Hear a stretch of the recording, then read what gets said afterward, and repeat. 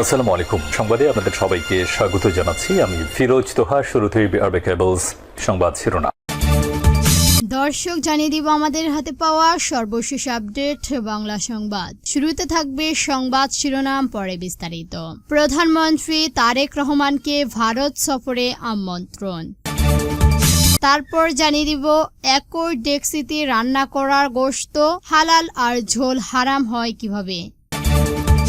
এখন জানিয়ে দিব দেশের মানুষ তারেক রহমানকে লাল কার্ড দেখাবে বলছেন সারজিদ আলম।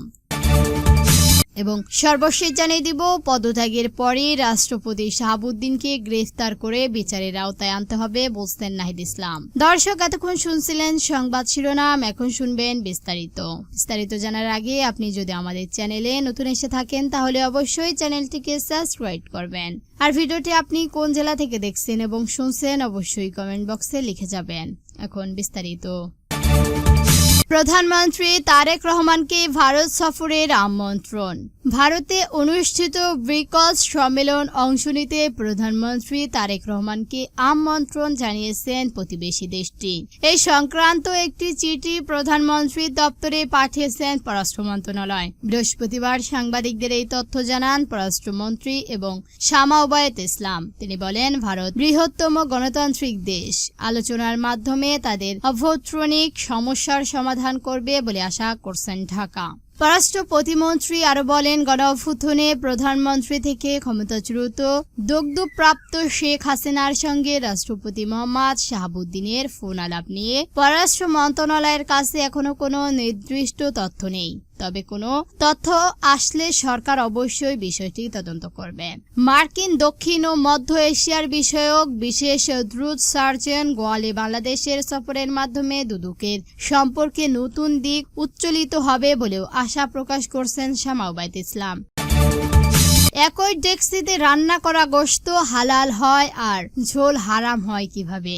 সংসদ নির্বাচন বৈধ হলে গণভোট কিভাবে অবৈধ হয়। ক্ষমতাসীন বিএনপির প্রতি এমন প্রশ্ন ছুড়ে দিলেন বিরোধী দলীয় নেতা ও জামায়াতের ইসলামী আমির শফিকুর রহমান। কি চমৎকার যুক্তি তার। একই ডেক্সিতে গোশত পাকানো হয়েছে, গোশতে ঝোল হলো হারাম আর গোশত হলো হালাল। কি আশ্চর্য ব্যাপার। বৃহস্পতিবার 23শে জুলাই বিকালে রাজধানী মিরপুর 10 নম্বর গোলচত্বর সংশ্লিষ্ট ফলপট্টি এলাকার জামায়াতের ইসলামিক ঢাকা মহানগর উত্তর আয়োজিত এই জনসভায় প্রধান অতিথির বক্তব্যে তিনি সব কথা বলেন।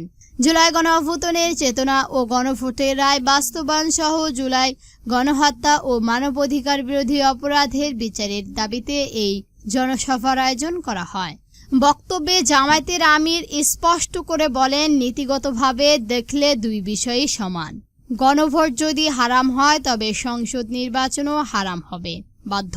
আর সংসদ নির্বাচন যদি বৈধ হয় তবে বর্তমান সরকারের কোনো বৈধ ভিত্তিক থাকে না। গণভোটের রায় বাস্তবায়নের মাধ্যমে জুলাই শহীদদের প্রতি দায়কৃত পূর্ণাঙ্গের আহ্বান জানিয়ে তিনি স্মরণ করিয়ে দেন, দেশের প্রায় 70% মানুষ গণভোট এর পক্ষে রায় দিয়েছিলেন। নির্বাচনের আগে বর্তমান প্রধানমন্ত্রী নিজেও গণভোটে ভোট দেওয়ায় আহ্বান জানিয়েছিলেন। জামায়াত একই বার্তা দিয়েছেন, কিন্তু বিজয়ী হয়ে এসে এখন গণভোটে অবৈধ বলা হচ্ছে, যা জনগণের রায়ের চরম অপমান। বিরোধী দলীয় নেতা আরো জানান, সংসদ নির্বাচনের পর তাদের প্রতিনিধি নির্ধারিত 2 শপথ গ্রহণ করেছেন, কিন্তু সরকারি দল একটি শপথ এড়িয়ে গেছেন।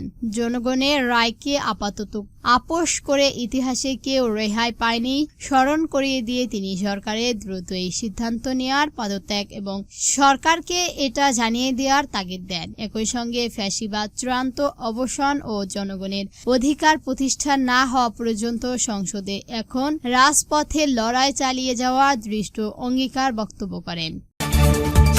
দেশের মানুষ তারেক রহমানকে লাল কার্ড দেখাবে বলছেন সারজিদ আলম।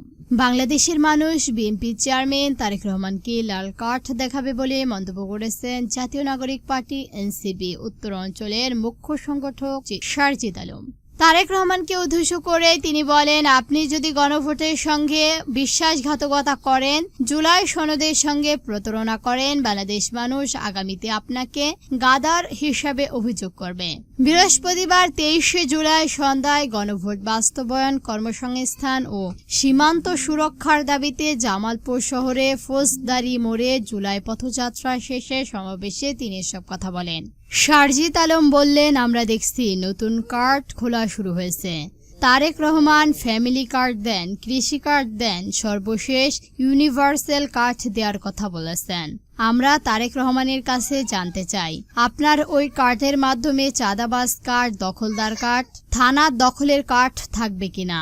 যদি এই কার্ডগুলো ছাত্রদল, যুবদল, বিএনপির মাধ্যমে আগামীতে আমরা দেখি, মনে রাখবেন বাংলাদেশের মানুষ আপনাকে লাল কার্ড দেখাবে। প্রধানমন্ত্রী তারেক রহমানকে উদ্দেশ্য করে শারজিদ বলেন, আপনার মুখ দেখে মানুষ ভোট দেয় না, ভোট দিয়েছে মেজর রেজাউর রহমান, বেগম খালেদা জিয়া ও ধানের শীষের দিকে তাকিয়ে। আপনার বাবা মা দুইজনই গণভোটের রায় বাস্তবায়ন করার চেষ্টা করেছিলেন। আপনি যদি গণভোটের সঙ্গে বিশ্বাসঘাতকতা করেন, জুলাই সনদের সঙ্গে প্রতারণা করেন, বাংলাদেশের মানুষ আগামীতে আপনাকে গান্দার হিসেবে অভিহিত করবে। তিনি বলেন, জামালপুর হাসপাতালে আছেন ডাক্তার নাই, ডাক্তার আছে নার্স নাই, নার্স আছে ওষুধ নাই, ওষুধ থাকলেও যে কোনো মেডিসিন নাই। আমরা বিএনপি সরকারকে বলতে চাই, শরৎ হাসপাতালকে হাসপাতালে পাঠানোর ব্যবস্থা করুন। শরৎ হাসপাতালগুলো যা অবস্থা, এগুলো থাকার চেয়ে না থাকা ভালো। কর্মকর্তা কর্মচারী একজন জমিদারের মতো আচরণ করে, সাধারণ মানুষ চিকিৎসার জন্য ঘুরতে থাকে। তিনি আরো বলেন, ভূমি অফিসকে চাঁদাবাজি কারখানা বানানো যাবে না, পুলিশের থানাগুলোকে ক্ষমতায় অপব্যবহার কোনো অফিস বানানো যাবে না। জামালপুরকে অধ্যক্ষভাবে আমাদের রক্ষা করতে হবে। পদত্যাগের পরই রাষ্ট্রপতি শাহাবুদ্দিনকে গ্রেফতারের বিচারের আওতায় আনতে হবে বলছেন নাহিদ ইসলাম। পদত্যাগের পর রাষ্ট্রপতি মোহাম্মদ শাহাবুদ্দিন চুপ্পুকে গ্রেফতার করে বিচারের আওতায় আনার দাবি জানিয়েছেন জাতীয় নাগরিক পার্টি এনসিপির আহ্বান ও বিরোধী দলীয় চিফ হুইপ নাহিদ ইসলাম। একই সঙ্গে পদত্যাগের পর একজন সৎ, নিরপেক্ষ ও অভিভাবক স্লুট ব্যক্তিকে দেশের নতুন রাষ্ট্রপতি হিসেবে দায়িত্ব দেওয়ার জোরালো দাবি জানিয়েছেন তিনি। বৃহস্পতিবার 23শে জুলাই সন্ধ্যায় জামালপুর পথযাত্রা শেষে ফৌজদারি মোড়ে আয়োজিত এক সমাবেশে এই কথা তুলে ধরেন এনসিপির আহ্বান নাহিদ ইসলাম। সমাবেশে বর্তমান সরকার তীব্র সমালোচনা করে নাহিদ ইসলাম উল্লেখ করেন, সংস্কার বাস্তবায়ন ও জনগণের 70% ম্যান্ডেট পূরণে সরকার পুরোপুরি ব্যর্থ হচ্ছে। তার ভাষ্য, আন্তর্জাতিক অঙ্গনে গ্রহণযোগ্যতা না থাকলে এবং সংস্কার এগিয়ে না নেওয়ায় বিশ্বের কোনো দেশ বর্তমান সরকারের ঋণ বা কোনো ধরনের সাহায্য দিচ্ছে না। দর্শক, আজকে সংবাদ ছিল পর্যন্তই। ভিডিওটি ভালো লাগলে অবশ্যই একটি লাইক দিবেন আর এরকম নতুন নতুন নিউজ পেতে আমাদের চ্যানেলটিকে সাবস্ক্রাইব করে আমাদের সঙ্গেই থাকবেন। ভিডিওটি সম্পূর্ণ দেখার জন্য ধন্যবাদ।